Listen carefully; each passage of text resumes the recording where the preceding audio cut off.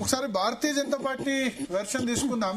ఇంతకుముందు caller raise చేశారు కాబట్టి రాకేష్ రెడ్డి గారు మనతో పాటు ఫోన్ లైన్ లో సిద్ధంగా ఉన్నారు. ఆర్మూర్ శాసనసభ్యులు రాకేష్ రెడ్డి గారు చెప్పండి భరత్. ఎట్లా ఉంది ఆర్మూర్ లో సిచ్యువేషన్? ఎన్ని ఆర్మూరు బాల్కొండ డిచ్పేల్ అని ఉండదండి. అంటే ఆర్మూరు అంటే ఏమంటారు, పంటల తెలంగాణలో ధాన్యాగారం అనుకోవచ్చు, అంతే కదా? ధాన్యాగారము ఓకే. మా అదృష్టం అది ఆంధ్రప్రదేశ్ లో రాలేదు, తెలంగాణ కాలేదు. ఉమ్మడి ఎప్పుడైతే నిజాం ప్రభుత్వంలో నిజాం సాగర్ ప్రాజెక్ట్ కట్టారో దాని వల్ల వచ్చాను తప్ప మళ్ళీ మీరు పుష్కని పాలమూరు రంగారెడ్డి కాళేశ్వరం గురించి చెప్పారు మాకు. పాలమూరు రంగారెడ్డితో అంటే నేను ఏమంటున్నా అంటే మాది 100 సంవత్సరాల క్రితం 1930 నిజాం సాగర్ కట్టిన నిజాం ప్రభు అంటే కొన్ని చెడు పనులు 99 చేసిన ఒక మంచి పని చేశాడు మాకు. అయితే నేను ఒకసారి క్లారిటీ ఇవ్వడం, తెలంగాణ ప్రజలు ఇప్పుడు జీ తెలుగు న్యూస్ మీ డిబేట్ అంటేనే కొన్ని మిలియన్లలో పోతుంది వ్యూవర్స్, కాబట్టి కొన్ని సత్యాలు చెప్పడానికి. రెండోది ఇప్పుడు మీరు చెప్పదలుచుకున్నది అడగదలుచుకున్నది కాళేశ్వరం గురించే కదా. నాకు ఇద్దరు అంటే ఒక మా నీళ్ళు ఎత్తిపోయాలో వద్దా కన్నెపల్లి నుంచి ఒక నిమిషం. ఇప్పుడు మా పెద్ద సార్ ఉన్నాడు అక్కడ, మండ వెంకటేశ్వరరావు గారు, మా జిల్లా పెద్ద ఆయన, వాళ్ళు పెద్దలు సీనియర్ రాజకీయ నాయకులు. ఇక్కడ జరిగిన ఒక అతను ఇప్పుడు భూపాలపల్లి ఒక రైతు నాయకుడు ఒక మాట అన్నాడు. ఈ సమస్య అక్కడనే మొదలైంది. కరెక్టే, ప్రాజెక్టులు నీళ్లు కావాలనేది నిజము, రైతులకు నీళ్లు కావాలని నిజము, సాగునీరు తాగునీరు అది నిజం, సత్యం. ఒక్క మాటలో వాళ్ళు ఇంకా ప్రజలు అదే మాటలో ఉన్నారు. ఒక్క మాట అతను అంటే నేను తెలంగాణ ప్రజలకు మీ ద్వారా క్లారిటీ ఇవ్వాలనుకుంటున్నా. అవినీతి గురించి పట్టించుకోవట్టు లేదు, నీళ్లు కావాలంటున్నారు. అంటే ఇగో ఇక్కడ వచ్చింది సమస్య భరత్. అవినీతి వల్లనే కాళేశ్వరం గతి ఈ రోజు, ఆ అవినీతి వల్లనే నాసిరకం కట్టడాలు, ఆ అవినీతి వల్లనే పిల్లర్లు గుంగిపోవడు. మా నిజాం సాగర్ ఎందుకు గుంగిపోవట్లేదు, మా పాత బ్రిడ్జ్లు ఎందుకు గుంగిపోవట్లేదు? అంటే ఈ ప్రజలలో ఈ భావన తొలగాల, అవినీతికి కఠిన శిక్షణ పడాల. అందులో పనిచేసిన అధికారులు నేను చెప్పట్లేదు, ఇప్పుడున్న రాష్ట్ర ప్రభుత్వ ముఖ్యమంత్రి కింద పనిచేసే ఏసీబీ డిపార్ట్మెంట్ అధికారులు 2000 కోట్లు వచ్చినాయని. ఇగో ఇక్కడ మొదలైంది కాళేశ్వరం శని. దీనికి పాపం ఇద్దరు, బీఆర్ఎస్ ప్రభుత్వంది, ఇప్పుడున్న కాంగ్రెస్ ప్రభుత్వంది. ఒకవేళ అప్పుడు అది ప్రాజెక్టు మంచా చెడ 1,00,000 కోట్లు తెలంగాణ ప్రజల మీద మనం ఒక ప్రాజెక్టు డిజైన్ల గురించి తర్వాత మాట్లాడదాం. ఈ రోజు సమస్య రావడానికి ఏం కారణం అని చెప్పండి? అవినీతి కంపల్సరీ ప్రజలు పట్టించుకోవాల్సిందే. ఎంత తిన్నా పర్వాలేదంటే ఇట్లా తయారైనరు. ఈ నాశరకం కట్టడాలు, కూలిపోయే కుంగడాలు, సంవత్సరాల తరబడి రాజకీయ చర్చలు, ఆరోపణలు ఈ గురించి మాట్లాడేసి మాకు నీళ్లు. ఇక్కడ అప్పుడు కట్టిన కేసీఆర్ గారు ప్రాజెక్ట్ డిజైన్ పక్కన పెడతాం, అవన్నీ పక్కన పెడతాం. ఈ రోజు ఆ అవినీతి వరదలై పారకపోతే ఈ రోజు ప్రాజెక్ట్ గా గతచ్చేది కాదు. రెండోది, కూలి 3 ఏళ్ళు అయింది. నేను ఫస్ట్ డిబేట్ మీకు జ్ఞాపకం ముందు భరత్ 2.5 years బ్యాక్ చెప్పాను. రేవంత్ రెడ్డి ముఖ్యమంత్రి ఉండగా దీన్ని రిపేర్ చేయడం రాసి పెట్టుకున్నాను. నెక్స్ట్ ఇయర్ చేస్తారట 2027. నేను చెప్తుంది ఒకటి భరత్, నేను మాట్లాడివ్వండి. ఆ రోజే చెప్పాను, 5 సంవత్సరాల వరకు ఆయన రాజకీయ ఫుట్బాల్ ఆట ఆడాల్సిందే. ఆయన తెలంగాణ ప్రజలను డైవర్షన్ చేయాల్సిందే, కరువుతో సావాల్సిందే. ఆ కరువుకు కూడా కేసీఆర్ కారణం అంటాడు. కరువు కూడా కరెక్టే, అవినీతి కారణం వాళ్ళు, ప్రాజెక్ట్ తప్పు చేసిన వాళ్ళు. కానీ ఏమైంది? సుమారు 6 లక్షల కోట్ల బడ్జెట్, 4 లక్షల కోట్ల అప్పు, 1,00,000 కోట్ల భూమి అమ్మిండు. సుమారు 12-13 లక్షల కోట్ల యుద్ధ ప్రతిపాదన. ఇప్పుడు పరిశిక్షిత అని ఒక ఆర్మీ ఆఫీసర్ వచ్చింది, తన హిమాలయాల్లో కూడా మనకు చేసింది, మధ్యన పరీక్షలకు వచ్చింది, గవర్నమెంట్ ఆఫ్ ఇండియా పంపింది ఒక ఆర్మీ కర్నల్. వండర్ఫుల్ ఆఫీసర్స్ ఉన్నారు, వండర్ఫుల్ టెక్నీషియన్స్ ఉన్నారు, వండర్ఫుల్ ఇంజనీర్స్ ఉన్నారు. ఓకే, నేను ఇప్పుడు అవినీతి తప్ప వేరే చర్చ పెడదాం. కానీ అవినీతి వల్లనే జరిగిన పరిణామాన్ని నువ్వు తెలంగాణ ప్రజల భవిష్యత్తు దృష్ట్యా దీన్ని ఇమ్మీడియట్ నువ్వు తీసుకోవాల్సింది, దీన్ని వెంటనే నువ్వు సాగులోకి తీసుకోవాల్సింది ఒకటి. రెండోది ఏమైంది? రావానా డబ్బులు, రావానా కమిషన్, రావానా వాళ్ళు 20% కొడుతు, నువ్వు 30% కొడుతున్నావా? ఈ రోజు మొత్తం మీ మొత్తం క్యాబినెట్ ఆడబెట్టు, క్యాబినెట్ ఆడబెట్టుడు కాదు, క్యాబినెట్ కాళేశ్వరం కడబెట్టు. అన్నీ ఉన్నది 1 month ఒక మంత్రి, ఇండియాలో ఉన్న టెక్నీషియన్ మొత్తం మన కూర్చుని పెట్టండి. ప్రపంచంలో ఇట్లాంటి ఎన్నో జరిగినాయి. నేను జరిగింది సమర్థించట్లేదు, జరిగిన దానికి తెలంగాణ ప్రజలు అన్యాయపోతున్నారు. భరత్ 94,000 కోట్లు అండి, 1,00,000 కోట్లు అండి, ఎవరి సొమ్ము అండి, 12% ఇంట్రెస్ట్ అండి. నిన్న కాక మొన్న ముఖ్యమంత్రి అంటాడు 33,000 కోట్లు ఈఎంఐ ఇంట్రెస్ట్ కట్టినట్టాడు భరత్. ఎవడి సొమ్ము, ఎవడు ఎందుకు కడుతున్నాడు, ఎవడి కాంట్రాక్టర్లు ఆఫీసర్ల ఇళ్ల వేల కోట్లు ఎట్లా వస్తున్నాయి, ప్రాజెక్టులు ఎందుకు గుంగిపోతున్నాయి. చివరికి ఈ రోజు కాళేశ్వరం యుద్ధ ప్రతిపాదన ప్రపంచంలో ఉన్న టెక్నాలజీ అంతా వాడుకుందాం, ఉన్న సిస్టమ్ అంతా ఆనే కూర్చుందాం. ముఖ్యమంత్రి కావచ్చు, ఇంకెవరైనా కావచ్చు, ఇది కావచ్చు, తర్వాత ఇది కంప్లీట్ అయ్యి దాన్ని ఏదైతే ఎక్కడైతే టెక్నికల్ ఇష్యూస్ వచ్చిందో దాన్ని మనం సరి చేసి నీటిపారుదల స్టార్ట్ చేసి అప్పుడు విమర్శించుకుందాం, అప్పుడు జైలు పెట్టుకుందాం. ఇది కాదు భరత్, ఇది తెలంగాణ, ఇది తెలంగాణ ఈ రకమైన రాజకీయం ఉండకూడదు. ఇంత దుర్మార్గమైన రాజకీయ నాయకులు ఈ రాష్ట్రానికి సిన్లాగా పట్టుకున్నారు. నేను రాజకీయాలకు అతీతంగా మాట్లాడుతున్నా. బీజేపీ, బీఆర్ఎస్ ఎవరైనా సరే ఈరోజు రాజకీయాలు బంద్ 1 మంత్. దేశంలో ఉన్న టెక్నాలజీ తీసుకుందాం, దానికి ఇలా కావాల్సింది 30% ఇచ్చే బిల్లు పాస్ చేస్తారు. ఇప్పుడు మీరు ఎన్డీఎస్ఏ చెప్పిన దాన్ని బట్టే ప్రభుత్వం చేస్తుంది. ఎన్డీఎస్ఏ నీళ్లు లిఫ్ట్ చేయొద్దు, లేదా డ్యాములు సేఫ్ కాదు, అన్నాను సునీలా అని చెప్పారు. నేను ఒకటండి, సేఫ్ కాదంటే కదా రిపేర్ చేద్దాం అంటున్నాం. సేఫ్ ఉంటే చాలా చేయమంటున్నాం. రిపేర్ అంటే ఇప్పుడు కాదు, అది ఇప్పుడు వర్షాకాలం ఎలక్షన్ టైం అట్లా కాదండి. 3 ఏళ్ళు 36 నెలలు 12 లక్షల కోట్లు అయిపోయింది, నీకు రిపేర్ మొదలు కదా. రిపేర్ అంటే ఈ సీజన్ కాదంటారు, ఈ సీజన్ అయిపోయిన తర్వాత చేస్తే ఒకటే భరత్. ఇప్పుడు సత్యాలు కూడా తెలియాలి ప్రజలు నిర్ణయించుకోండి. రాజకీయాల మీద రాజకీయ నాయకుల మీద నేను అని చెప్పేది నేను చెప్తున్నా. ఎవరైనా సరే అది ఏంటి పార్టీలకు ఖచ్చితంగా మాట్లాడుతున్నాను, మళ్ళీ ఒక మైండ్ ఇట్ ప్లీజ్. ప్రజలు నిర్ణయించుకొని అవినీతిని వదిలేస్తే అన్ని కూలుతుంది, రాష్ట్రం కూడా కూలుతుంది. రెండోది, ఇప్పుడు ఎందుకు ఇదంతా జరగదు, ఇమ్మీడియట్ డబ్బు రాదు ఇలాగ. వెంటనే 5,000 కోట్లు శాంక్షన్ చేస్తే కంట్రాక్టర్ వీళ్ళకత్తా జబ్బు వస్తుంది. అందుకోసం శాంక్షన్ చేశారు అన్ని బిల్లు. ఎల్లాంటి వాళ్ళు ఫస్ట్ మీటింగ్ పెట్టినండి, ఉత్తమ్ కుమార్ రెడ్డి గారు మీటింగ్ పెట్టింది, మీ పేపర్ కటింగ్ అని చూసుకోండి. ఆ రోజే చెప్పారు మాకు డబ్బులు ఇస్తారు. అది వాళ్ళకు ఉన్న టెక్నికల్ ఇష్యూస్ ఏం జరిగింది పార్టీ ద్వారా పేమెంట్స్ ఇస్తే రెడీ చేస్తామన్నారు. వీళ్ళు ఎందు గురించి దాని రేవంత్ రెడ్డి కాంగ్రెస్ ప్రభుత్వం ఈ 5 సంవత్సరాలు ఈ బీఆర్ఎస్ ప్రభుత్వం మేము దాన్ని మంచి ఇచ్చాను అంటలేము. దీన్ని ఉపయోగం లేకుండా ఎప్పుడు దీన్ని బూచిని చూపించుకుంటా మాజీ ముఖ్యమంత్రి మీద ఆట ఆడుకోవాలా. అది వ్యక్తిగత దేశం ఉంటే చర్లపిల్ల గారితో నువ్వు కట్టు, 2 గారికి కట్టు, నీ కట్టే రోజులు వచ్చి ముత్తిములు పెట్టిన చర్లపిల్ల. ఇది కాదు. తెలంగాణ ప్రజలు 10 జిల్లాల రైతులు ఈ రోజు ఎల్లితో కరువు కాట కడగబోతున్నారు. ఇది రాజు ఆయన అన్నది కరెక్ట్ అన్నాడు. ఎవరో భూపాలపల్లి రైతు కావచ్చు, రైతు రాజనీతి ఉండాల, రాజధర్మం ఉండాల. రేవంత్ రెడ్డి చేసేది మొత్తం రాజకీయమే. నేనేదో ఇంతకుముందు బీఆర్ఎస్ సమర్థించట్లేదు, కేసులు అవి తర్వాత చూద్దాం. నువ్వు రిపేర్ చేయముందు దాని 10,000 కోట్లు 10,000 కోట్లు వసూలు చేద్దాం. నిన్న కవిత అన్నట్టు 1400 కోట్లు ఎట్లా రిపేర్ చేస్తారట కదా. రిపేర్ నెక్స్ట్ మే వరకు కంప్లీట్ అవుద్ది. 27 మే. ఎప్పుడు 3 ఏళ్ళు అయింది, 12 లక్షల కోట్లు అయిపోయినాయి. రైతులు కరువు కాటకాలతో మాట్లాడుతున్నారు.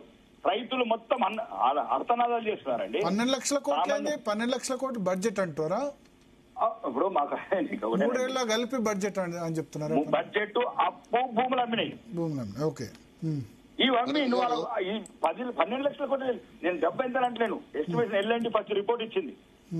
దాన్ని ఆ రోజే కూర్చుండి ఒక 2 మంత్రులు ఇన్ఛార్జ్ పెట్టి ఫస్ట్ నేను ఒకటే చెప్తున్నాను మరి 1,00,000 కోట్లు తెలంగాణ ప్రజల మీద గుదిబండి ఉన్నది. ఈరోజు అప్పు తెలుసా మీకు? నేను చెప్పేది కాదు. గౌరవనీయ ముఖ్యమంత్రి గారు 3-4 ఒక 1 వీక్ ముందు పెట్టాడు. 33,000 కోట్లు వడ్డీ కట్టినము, ఈఎంఐ కట్టినామన్నాడు. ఈ ప్రాజెక్టు చుక్క నీరియకుండా 33 జిల్లాల ఉసురు పోసుకుంటున్నారు భరత్. ఇల్లు 33,000 కోట్లు భరత్. ఈరోజు రైతుని ఒక కరువు పాలన పడేసారు. రాజకీయాల గురించి రాజకీయాలు పక్కన పెట్టండి, పార్టీలను పక్కన పెట్టండి. తల్లి దయచేసి మండ వెంకటేశ్వరరావు గారు ఎవరైనా కావచ్చు. నేనేమంటున్నా 2 days కింద మాట్లాడివ్వండి. రిటైర్డ్ అయిన ఇంజనీర్స్ తెలంగాణలో ప్రముఖ ఇంజనీర్స్ అందరూ మాకు ఇవ్వండి మేము కడతామంటున్నారు భరత్. కానీ కమిషన్లు కొట్టేయరాదల్లా, కబ్జాలు చేయరాదు. ఈ రోజు ఈ ప్రభుత్వానికి కావాల్సింది కమిషన్లు, కబ్జాలు. బిల్లు ఇస్తే 30% కావాలా, 20% కావాలా. కానీ తెలంగాణ ప్రజల 1,00,000 కోట్ల తీసుకొచ్చి ఈరోజు ఇట్లా చేసిండ్రు. ఒకసారి నాగన్ గారు ఏదో మాట్లాడతారట మీతో. ఎస్, నాగన్ జనార్దన్ రెడ్డి గారు అవినీతి మీద పోరాటం చేస్తా ఉన్నాను నేను. గాలి జనార్దన్ రెడ్డి నుండి తీసుకుంటే మొత్తం ఇలా అవుటర్ రింగ్ రోడ్ మీద ఉన్నాయి కానీ కాంట్రాక్టర్ల మీద కానీ చేస్తున్నాను. ఎక్కడ మద్దతు రావడం లేదు నాకు. ఇలా నేను ఒకటి అడుగుతా ఉన్నాను, ఇలా సుప్రీంకోర్టుకు పోతే కూడా ఇప్పుడు మన దగ్గర ఉన్న ప్రభుత్వము నన్ను అపోజ్ చేస్తుంది సుప్రీంకోర్టులో, ఇప్పుడున్న ప్రభుత్వం నన్ను అపోజ్ చేసింది కోర్టుల. అంటే ఏమి ఇంత పెద్ద ఎత్తున అవినీతి, వేలు లక్షల కోట్లు జరుగుతూ ఉంటే అసలు నిశ్శబ్దంగా ఎందుకుంటున్నారు ప్రతిపక్షం కానీ పాలకపక్షం కానీ? దాంట్లో ఏది ఆలోచించకుండా మనమైతే అవినీతిని అయితే అరికట్టే ఇప్పుడు బ్రదర్ చెప్పినట్టు ఇలా దేశ చరిత్ర మారుతుంది. ఇలా ఇప్పుడు పాలమూరు రంగారెడ్డి మీద ఏదైతే కాగ్ రిపోర్టు 2023 ఫిబ్రవరిలో ఇచ్చిండ్రు, అది చేయలేదు. టేబుల్ చేయనందుకు, ఎందుకంటే టేబుల్ చేస్తే ఇది తీసుకుపోయి నేను సుప్రీంకోర్టులో పెడతాను, అందుకోసమని టేబుల్ చేయలేదు. 23కి వెళ్ళి కూడా అన్ని ఇప్పుడు చేస్తలేడు ఆయన చేస్తలేడు. కరప్షన్ ప్రాజెక్టుల గురించి ఎంత తక్కువ మాట్లాడితే అంత మంచిది సార్. లాస్ట్ 20 సంవత్సరాలు ఇక కాళేశ్వరం కరప్షన్ ప్రజలకు కూడా చేరింది. కాళేశ్వరం, పాలమూరు రంగారెడ్డి ఓట్లు రాజకీయ నేను అనేది ఇప్పుడు నాగం జనార్దన్ రెడ్డి గారు మీలాంటి రాజకీయ నాయకులు ఇప్పుడు డబ్బులు మంచకపోతే గెలుస్తారా? మీరు తెలంగాణ వచ్చిన తర్వాత ఒక్కసారి కూడా గెలవలేదు, ఎందుకు కారణం ఏంది చెప్పండి? మీరు డబ్బులు పంచారు అంతే కదా, డబ్బులు పంచారు, మీకు టికెట్ కూడా ఇవ్వరు పార్టీలు, టికెట్ కూడా ఇయ్యారు, డబ్బులు లేకపోతే టికెట్ కూడా ఇవ్వరు. మరి ఇక పబ్లిక్ కూడా ఓటుకు ఏంది, నాకు రాకేష్ రెడ్డి గారే చెప్పారు. నువ్వు ఏంది రాకేష్ రెడ్డి గారు ఏంటంటే పబ్లిక్ దేవుడి ముందు పూజా ద్రవ్యాలు పెట్టినట్టు అన్ని పెట్టాలి, కొబ్బరికాయ పూజా ద్రవ్యాలు అన్ని పెట్టినట్టు పైసలు ముందు పెడితేనే ఆలోచిస్తారు, లేకపోతే ఓటు అనేది సీరియస్. పైసలు ఇవ్వకపోతే సీరియస్ అని అనుకోరు. నేను ఇదని లేదు ఒకటి భరత్, నేను అన్నది ఏంటంటే ప్రజలని బలహీనులని చేసినాం. ప్రజలు ఎప్పుడు కూడా మా దగ్గరికి రాలేదు డబ్బు ఇవ్వని. ప్రజలు ఎప్పుడు ఇది ఒకసారి మీరు దాన్ని కరెక్షన్ నేను ఇంకో రకంగా అన్నాను కదా, నేను అన్నాను ఏంటంటే ప్రజల్ని కీర్తించారు, ప్రజల్ని గొప్పవాళ్ళని చెప్పాను. మేము ఈ రోజు ఇప్పుడు మా తెలంగాణ జిల్లాలో అల్ఫాజులో మన కళ్ళున్నట్టు ఎట్లా అలవాటు చేసినాము. ఓటర్లు ఇంటికెళ్లి బలవంతం చేస్తున్నారు రాజకీయ నాయకులు, మాంసం తీసుకోమని, మందు తీసుకోమని, డబ్బులు తీసుకోమని. ఇది రాజకీయ నాయకులు చేసిన పాపమే తప్ప ప్రజలు ఓటర్లు చేసిన పాపం కాదు. రాజకీయ నాయకులు అలవాటు చేస్తే ప్రజలు ఓటు పైసలు ఇవ్వకపోతే ధర్నా చేస్తున్నారు. తగ్గుతున్నది అది ఒకటండి, అందరినీ మనం ఆరకం చెప్పలేము. రెండోది ఇప్పుడు మాత్రం కాళేశ్వరకే పరిమితం కావాలి. ఇప్పుడు మొన్న ఎలక్షన్ లో దుబ్బాకనో లేదా మునుగోడో హుజరాబాదో లేదా జూబ్లీ హిల్స్ లో పైసలు ఒట్టిగా రాజకీయ నాయకులు ఉన్న వాళ్ళ ఇంట్లోంచి ప్రింట్ చేశారా? ఈ కాళేశ్వరము లేకపోతే పాలమూరు రంగారెడ్డి లేకపోతే ఇంకా మూసి సుందరీకరణ లేకపోతే ఇంకేదో ప్రాజెక్టుల ద్వారా వచ్చిన డబ్బులే కదా. అంటే మూసి సుందరీకరణ ఇంకా స్టార్ట్ కాలేదనుకోండి, నేను చెప్తాను ఎగ్జాంపుల్. కాంగ్రెస్ అయినా బీజేపీ అయినా బీఆర్ఎస్ అయినా వాళ్ళ జేబులోంచి ఇస్తారా వాళ్ళ ఇంట్లోంచి ఇస్తారా? మళ్ళీ కాంట్రాక్టర్లు అవి తీసుకొని కమిషన్ తీసుకున్న దాన్ని తీసుకొచ్చి ఇస్తారు. సో అందుకని కరప్షన్ అన్నదానికి కరప్షన్ అన్న క్వశ్చనే లేదు, అవినీతి అన్న క్వశ్చన్ లేదు. అవినీతిలో ప్రజలకు కూడా భాగస్వామ్యం ఉంది. ఓటుకు నోటు తీసుకొని మళ్ళీ అవినీతి అంటే నేనేమంటున్నాను, ప్రజలు ఆ రకంగా అందరు కాలేదు, ఎక్కడ 10% నేను చాలా మంది మంచి అందరు తీసుకుంటారు, తీసుకునే వాళ్ళు ఎవరు? నేను చెప్తున్నా కదా, చాయ్ తాగని వాళ్ళు ఉన్నారు, చాయ్ కూడా తాగరు, రాజకీయ నాయకులు తిరుగుతుంది పాపం తగ్గుతుందని. అట్లా మనుషులు కూడా ఉన్నారు. నేను అనేది ఏంటంటే ఇప్పుడు కాళేశ్వరకే పరిమితం అవుతాం. కాళేశ్వరం ఏంటంటే తెలంగాణ ప్రజల ఒక మంచి చెడులు పక్కన పెడితే ఇట్లాంటి కరువు ప్రాంతం టైంలో మనకి ఏదైతే ఇప్పుడు వాటర్ వస్తుందో దాన్ని ఇప్పుడు మనం పంపింగ్ చేసుకుంటే కొద్ది గొప్ప మనం ఆ కాళేశ్వరం ప్రాజెక్టులో బెనిఫిట్ పొందొచ్చు ఇటువంటి టైంలో. ఏంటంటే ఒకళ్ళిద్దరు కాలర్స్ తీసుకుందాం. రాకేష్ రెడ్డి గారు, ఎస్ హైదరాబాద్ నుంచి అర్జున్ కాలర్. నమస్తే అర్జున్ గారు. నమస్కారం అండి. నమస్కారం భరత్ గారు, అలాగే పెద్దలందరికీ నమస్కారం అండి. ఇక్కడ మన రాకేష్ రెడ్డి గారిని, రాకేష్ రెడ్డి ఎమ్మెల్యే గారిని తీసుకున్నారు. ఆయన అవినీతి గురించి, కాళేశ్వరంలో అవినీతి గురించి మాట్లాడుతున్నారు. పంజగుట్ట ఫ్లైఓవర్ కూడా కూలిపోయిందండి, అలాగే పోలవరం డయాఫ్రామ్ వాళ్ళకు కొట్టుకుపోయిందండి, అలాగే గుజరాత్ లో కూడా బ్రిడ్జిలు కూలిపోయాయండి. మన రామ మందిరంలో కూడా చాలా 100 సంవత్సరాల నుంచి ఫైట్ చేస్తున్న మన రామ మందిరంలో కూడా కరప్షన్ జరిగింది సార్. ఇక్కడ అందరిని అలవాటు చేస్తున్నమాట ఇవన్నీ మనం మెన్షన్ చేసుకోవాలండి. రెండవది ఇప్పుడు పోలవరం పోయింది. పోలవరం ఏం జరిగింది? డయాఫ్రామ్ వాళ్ళు 2 సార్లు కొట్టుకుపోయింది. అది అవినీతితో కొట్టుకుపోయిందంటే ఒప్పుకుంటామండి, కానీ గమనిస్తున్నారు ప్రజలు. అయితే మంచి డిబేట్ చేస్తున్నారు. కాలర్స్ తీసుకోవడం, కాలర్స్ ఏవైతే చెప్తున్నారో, ఏ విధంగా ఆలోచిస్తున్నారో, ఇది చాలా వాల్యుబుల్ డిబేట్ చేస్తున్నారు సార్ భరత్ గారు. చాలా మంచి విషయం తీసుకుంటున్నారు. పబ్లిక్ ఏమైపోయినా పర్వాలేదు, రాజకీయ నాయకులకి వీళ్ళ అవసరాల కోసం కేవలం కేవలం కేవలం దానివల్ల హైదరాబాద్ కు మంచినీళ్ళు లేకపోయి కొట్టుకు చచ్చినా పర్వాలేదు, మాకు ఓట్లు మాకు కావాలి. కరప్షన్ మాట్లాడే హక్కు ఎక్కడుంది సార్? 100 సంవత్సరాలు కోట్లాడి నిర్మించుకున్న అయోధ్య రామ మందిరంలో కూడా కరప్షన్ జరిగింది. దాని గురించి మాట్లాడుకోవాలా సార్? ఇది కరెక్ట్ కాదు కదా. పబ్లిక్ ఏం ఆలోచిస్తున్నారు, మనం ఏం చేస్తున్నాము, ఏం మాట్లాడుతున్నాము? ఈ రోజు ఈటీవీ స్పష్టంగా చెప్పారు, రిటైర్ ఇంజనీర్స్ వాళ్ళందరూ ఇచ్చారు, స్పష్టంగా నివేదికలు ఇచ్చారు. తీసుకోండి, వాళ్ళ డైరెక్షన్ లో పనిచేయండి. ఎక్కడ సార్ మీరు హైదరాబాద్ లో ఉంటారు కానీ మీ నేటివ్ ప్లేస్ ఎక్కడ సార్? మాది దేవరకొండ సార్. అంటే ఇప్పుడు నీటితోటి మాకు అంటే ఇక్కడ దేవరకొండ అంటే నాగార్జున సాగర్ పరిధిలో. ఓకే, మీరు లేదు డిండి వస్తుంది సార్. డిండి వస్తుంది. ఓకే, డిండి. సో మీ కాళేశ్వరంతో సంబంధం లేదు కానీ తోటి రైతులను చూసి కానీ ఈ రోజు అవినీతిని సమర్థించలేదు మాట్లాడటం. మీరు ఒకసారి దయచేసి వినండి. మీరు ఒకసారి అది ఎవరో కలర్కి చెప్తున్నాను. నేనేమన్నానంటే 1,00,000 కోట్లు తెలంగాణ ప్రజల సొత్తు, పాయింట్ 1. రెండోది 3 సంవత్సరాల 33,000 కోట్లు వడ్డీ ఈఎంఐ కట్టడం, పాయింట్ 2. ఈ సమస్య ఎందుకు వచ్చిందంటే మితిమీరిన అవినీతి నాసిరకం కట్టడం. అది నేను ఎక్కడో ఏ పార్టీని అతను అనుకున్నట్టు నేను బీజేపీని సమర్థించట్లేదు, కాంగ్రెస్ ని సమర్థించట్లేదు, బీఆర్ఎస్. నేను ఇప్పుడు సబ్జెక్ట్ మీరు కాళేశ్వరంకే కూర్చుందామంటే ప్రపంచంలో అవినీతిని అది వేరే సబ్జెక్ట్ కూర్చుందాం. రామాలయం కావచ్చు, అయోధ్య కావచ్చు, లేకపోతే తిరుమల ఉండి లడ్డు కావచ్చు. నేను మాట్లాడేది ఏంటంటే ఈ రోజు ఒక ఒక కరువు వల్ల తెలంగాణ ప్రజలు డిజైన్ల గురించి మాట్లాడుతున్నాను. నేనేమైందంటే ఒక కాలర్ ఏమన్నానంటే అవినీతిని పట్టించుకోకపోవడం సంఘటనలు జరుగుతున్నాయని చెప్పాను. ఈ రోజు డిస్కషన్ ఎందుకు వచ్చింది? కాళేశ్వరం మేడిగడ్డ కుంగింది ఎందుకు కుక్కింది? అవినీతి వల్ల నాసిరకం కట్టడాలు. దానికి ఆధారంగా ఇప్పుడున్న ప్రభుత్వం 1,000 కోట్ల అధికారులు నెల దొరుకుతున్నాయి. రాజకీయ నాయకులు పక్కన పెట్టండి. నేనేమంటున్నా, ఈ అవినీతి గురించి తర్వాత డిస్కషన్ చేద్దాము. ఫస్ట్ 12 లక్షల కోట్లు తెలంగాణ రాష్ట్ర ప్రభుత్వం 3 సంవత్సరాల నుంచి ఆదాయం కావచ్చు, అప్పు కావచ్చు, భూముల అమ్ముడు కావచ్చు, ఇవన్నీ వచ్చినాయి. కాబట్టి ఒక ఏదైతే ఎల్ఎన్టీ కావచ్చు, ఇప్పుడు అతను అన్నట్టు రిటైర్డ్ ఇంజనీర్లు ఇచ్చిన ఒక ప్లానింగ్ ప్రకారం కావచ్చు, లేకపోతే మాకు కల్నల్ గారు ఇచ్చినట్టు కావచ్చు, లేకపోతే నేషనల్ సెక్యూరిటీ ఇచ్చినట్టు కాదు, రిపోర్ట్లు ఇచ్చినట్టు కావచ్చు, మొత్తం ఇది ఒక యుద్ధ ప్రతిపాదకన. కశ్మీర్ లో లోయలు వచ్చినట్లు, హిమాలయాల లోయలు కూలిపోయినప్పుడు, చాలా సంఘటనలు జరిగినప్పుడు ఎట్లయితే ఒక యుద్ధ ప్రతిపాదన తీసుకుంటారో ఆ రకంగా తీసుకుని కంప్లీట్ చేసి అప్పుడు రాజకీయ ఆరోపణలు, రకరకాలు వెయ్యి మాట్లాడదాం పార్టీలు. కానీ ఇప్పుడు ఏదైతే తెలంగాణ ప్రజలకు ఒక వరప్రదాయం లాగా ఈరోజు ఉపయోగపడుతుండేనో రాజకీయ కారణాలతోనే దాన్ని చెయ్యట్లేదు. ఇది 2.5 సంవత్సరాల కింద నేను చెప్పాను. రేవంత్ రెడ్డి ముఖ్యమంత్రి ఉన్నందులో చెయ్యడు. నేను అన్నది ఏంటంటే రాజకీయాలు ఖచ్చితంగా చెప్తున్నా, రాజకీయాలు బంద్ చేయండి. ఇప్పుడు అన్ని పార్టీలు ఆల్ పార్టీ కమిటీ చేయండి. కమ్యూనిస్ట్ కావచ్చు, ఎంఐఎం కావచ్చు, ఈ రాష్ట్రంలో అన్ని పార్టీలు వేయండి. ఏసీ రేపు దీనికి సంబంధించి అందరు ఇప్పుడు అతను అన్నట్టు రిటైర్డ్ ఇంజనీర్స్ మొన్న కూడా పేపర్ ప్రెస్ నోట్ రిలీజ్ చేశారు. లేదు కల్నల్ పరీక్షిత్ ఉన్నాడు, లేదు నేషనల్ సెక్యూరిటీ అన్నది, ఇండియాలో ఎంత ఉన్నారు అన్ని రిపోర్ట్స్ కంప్లీట్ అయినాయి.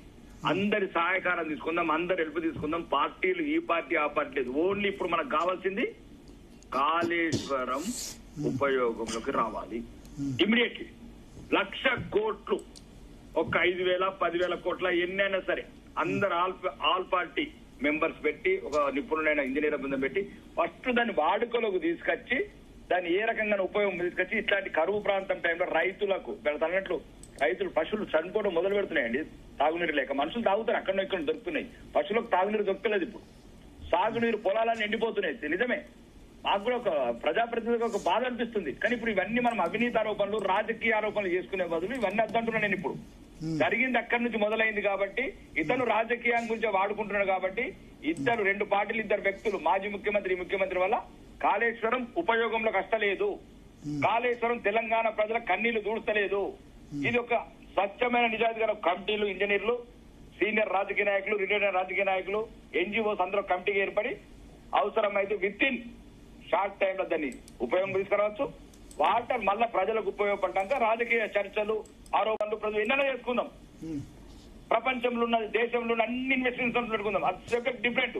ఇప్పుడు 1,00,000 కోట్ల కాళేశ్వరం ని తెలంగాణ ప్రజలకు, తెలంగాణ రైతులకు, తెలంగాణ తాగునీరుకు ఉపయోగపడేట్లు చేయాలంటే ఈ రాజకీయ ఆరోపణలు ప్రతిమలు ఈ సమయంలో కరెక్ట్ కాదు. ఈ టైంలో అది ఎక్కడే ఒకటి దీని పరిష్కారం నేను అదే చెప్తున్నాను. ఇప్పుడున్న ప్రభుత్వంలో ఉన్న ముఖ్యమంత్రి గారికి దయచేసి మీరు ఒక తప్పుడు ఉపన్యాసాలు పనిచేయండి. 3 ఏళ్ళు అయింది. నువ్వు యుద్ధ ప్రతిపాదన కమిటీ అయ్యు, ఆల్ పార్టీ కమిటీ ఒకవేళ నువ్వు ఇందులో ఏ కొద్ది చిత్తశుద్ధిన నిజాయితున్నా ఈ 3 నెలలు రాజకీయాలు మాట్లాడద్దు కాళేశ్వరం గురించి. 3 నెలల తర్వాత మొత్తం ఏదైతే జరిగిందో పుంగిపోయిందో అన్ని మనం సెటరేట్ చేసుకుందాం. చేసుకున్న తర్వాత నీరు ఏదైతే మనం దాన్ని కాళేశ్వరం ఉపయోగించుకుందాం, రైతులకు ఏదైతే ఉపయోగపడుతుందో వాడుకుందాం. తర్వాత మీరు ఏమేమి రాజకీయాలు మాట్లాడుతారో మాట్లాడు 3 నెలల తర్వాత. ఇది నేను చెప్పదలుచుకున్నా తప్ప నాకు ఇంకెవరినో నా పార్టీని పొగడుతుంది కాదు, లేకపోతే రాజకీయ నాయకులను తిట్టుతుంది కాదు. ఆ సంఘటన ఎందుకంటే ప్రజలు పట్టించుకుంటలేరన్నారు కాబట్టి. మండా వెంకటేశ్వరరావు గారు ఇందులో సెకండ్ ఒపీనియన్ ఏం లేదు. ఖర్చు అవ్వాల్సింది అయిపోయింది. రాకేష్ రెడ్డి గారు చెప్పినట్టు అది అవినీతి ఉందా లేదా తేల్చాల్సిన వాళ్ళు తేల్చడం లేదు. రైట్ కనుక ఆ సబ్జెక్ట్ కన్నా ముందు ఈ కరువు కాలంలో వచ్చే కాలంలో బ్రాడ్కాస్టింగ్ చూసిన తర్వాత వచ్చినటువంటి ఇబ్బందులు చూసిన తర్వాత ఏ మాత్రం నీళ్లు సేవ్ చేసుకోగలిగినా అది అందరికీ మానవాళికి మనందరికీ మంచిది. కాబట్టి ఆ దిశలో ప్రభుత్వం ప్రయాణం చేయాలని మనం ఆ విధంగా రాకేష్ రెడ్డి గారు చెప్పినట్టు అందరం కూడా ఏం చెప్పారంటే బీజేపీ అనగానే ఇంకో విధంగా అనుకోవద్దు. రాకేష్ గారు చేయాల్సింది ఎన్డీఎస్ఏ కాబట్టి, నేషనల్ డ్యామ్ సేఫ్టీ వాళ్ళు కాబట్టి వాళ్ళను కూడా మీ తరఫు నుంచి కూడా ప్రెషర్ పెట్టండి. అందరూ కూడా కలిపి పాజిటివ్ గా చేయొచ్చు అనేటువంటిది ఒక 10% ఉన్న కార్యక్రమాలు పెట్టి మంచినీళ్ళ కన్నా మనం ఉన్నటువంటి ఎల్లంపల్లిలో మనం నీళ్లు నిలుపుకోవాల్సిన అవసరం ఉంది. దాంట్లో సెకండ్ ఒపీనియన్ లేదు. ఎవరు కూడా ఆలోచించాల్సిన, ప్రభుత్వం కూడా ఆలోచించాల్సిన అవసరం ఉండదు అని నేను అనుకుంటున్నాను. ఆ విధంగా చేయాలని కూడా మన ప్రయత్నం కూడా చేద్దాం. ఓకే, కరీంనగర్ నుంచి ఇంకో కాల్ ఉన్నారు శ్రీనివాసరావు గారు. నమస్తే శ్రీనివాసరావు గారు. శ్రీనివాసరావు